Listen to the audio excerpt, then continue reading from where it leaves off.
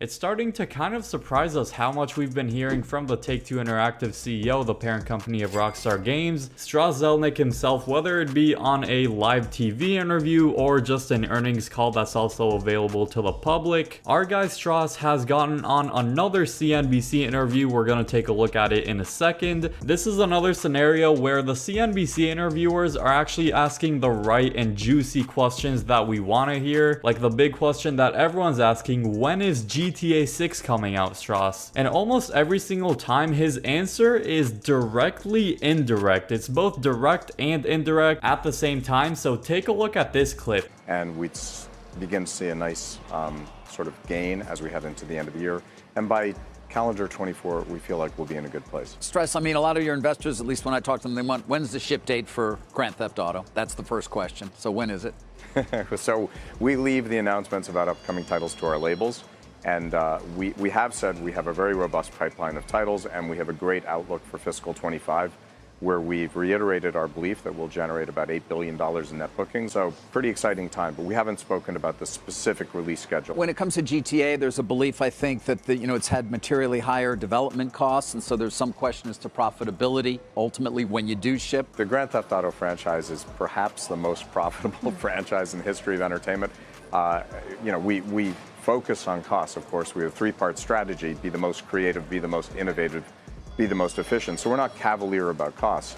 However, undoubtedly a title like Grand Theft Auto will always be highly profitable. This is really interesting because he just seems to be contradicting himself with these answers. The first point he gets across is that when the game does get announced, it's not going to be him that announces it. It is going to be Rockstar Games, because Take-Two, as a parent company, actually leaves it to their developer companies to announce their own games, which does make a lot of sense. But at the same time, he's basically telling us when they're expecting a huge boost in sales and revenue overall, which is fiscal year 2025. If you don't know, that is between April 2024 to March 2025. That's the window. So if you think about it, he's really contradicting himself, saying at first, oh, we're gonna leave it to Rockstar Games to announce it, but then right after say, oh, we expect a massive revenue boost during this time window. I wonder what that's gonna be. And let me tell you, only a massive game like GTA 6 can get them that huge revenue boost. Something about this guy giving us the most directly indirect and the most indirectly direct answers just makes me love him. I don't know, dude. Maybe because he's like stupid rich, actually. I don't know. One thing we can take from the fact that he mentioned fiscal year 2025 again is that the game has not been delayed, which is great news. It's still on track to be released within that time window, and he wouldn't say fiscal year 2025 if the game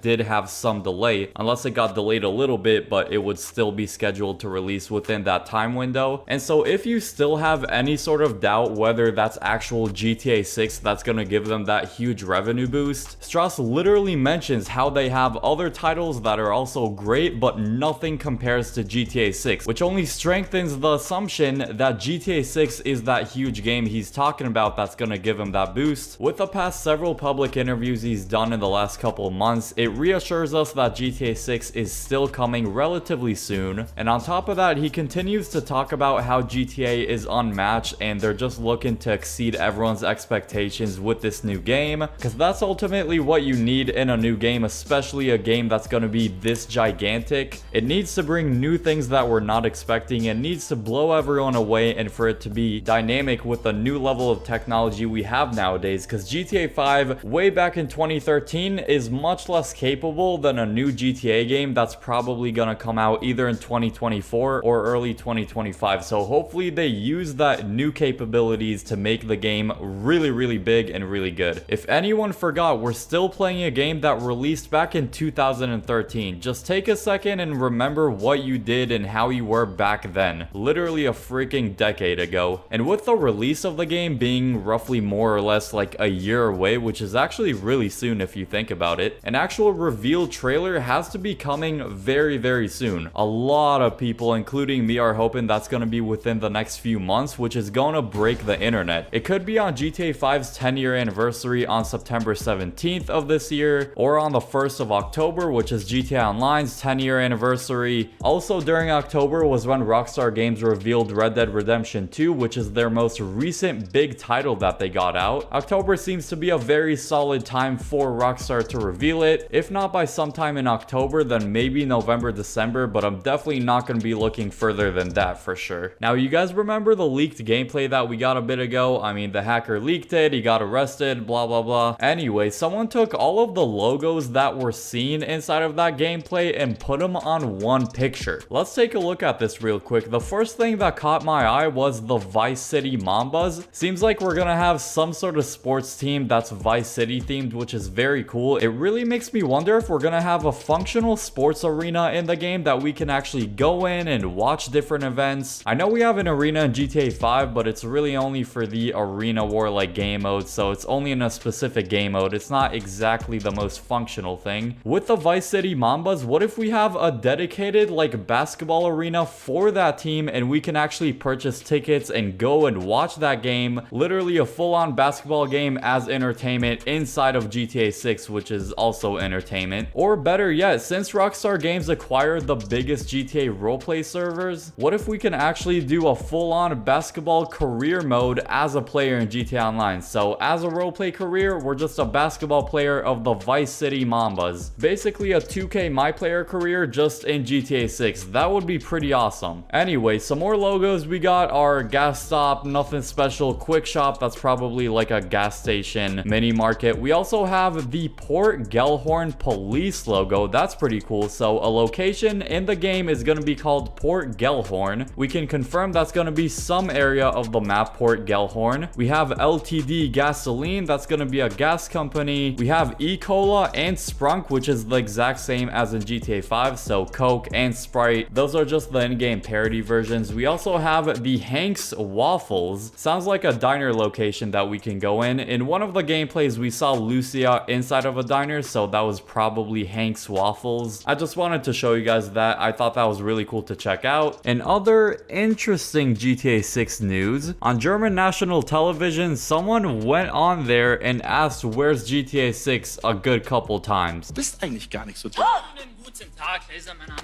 Ich würde gerne wissen, wo zur Hölle ist GTA 6? Ich warte immer noch auf GTA 6 seit 8 Jahren. GTA 6, Genau. da warte ich das. Scheiße, die Kamera. Wo? Habe ich mich erschrocken. GTA 6, ich habe. Aber GTA ist doch ein Computerspiel, oder Genau, nicht? GTA 6. Kenne ich nicht. Ja, wird irgendwann mal. Irgendwann mal. Ja.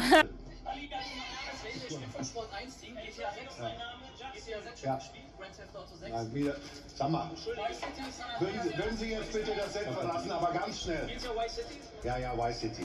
Wiederschauen. I don't speak German, so I don't know exactly what he was saying, but he basically interrupted a random show on German TV and asked where GTA 6 was. I don't think they had any connection to Rockstar Games at all, but I guess he's just protesting, so maybe we'll hear about GTA 6 sooner. I don't condone doing something like that, but that was a bit amusing. You know what this reminds me of? It reminds me of those like climate change protesters that do like crazy stuff in public to try to raise awareness, even though in my eyes it's kind of stupid, like tying themselves to a post and gluing themselves to a basketball court in the middle of a game and just crazy things like that. That's what it reminds me of, because it's basically interrupting something in the middle of a live show or event. All I'm saying is this: I really hope as GTA 6 anticipators and upcoming fans, we don't get a bad image because of things like this. Because let me tell you, those climate change protesters have a very bad reputation for the stupid stuff that they do. Or at least it looks pretty bizarre like that. I don't know, you might think differently than me, that's fair. Bottom line, it's not really recommended to do public stunts like these. Now, this has nothing to do with GTA 6, but I just came across this TikTok that I found to be crazy. Do you think this is actually real or not? Let me know down below in the comments, but it's basically a real-life sized Oppressor Mark II, and I don't know about you, but this thing looks freaking terrifying, real-life sized. It looks like an angry robot just staring at you. It looks like a freaking death machine. I do not want to come across those in real life. Just thought I'd feature it in this video because I couldn't post a video in the community tab of the channel. If you want to know everything that we know of so far about GTA 6, click the video on screen now for that. I hope you all enjoy that video, and peace.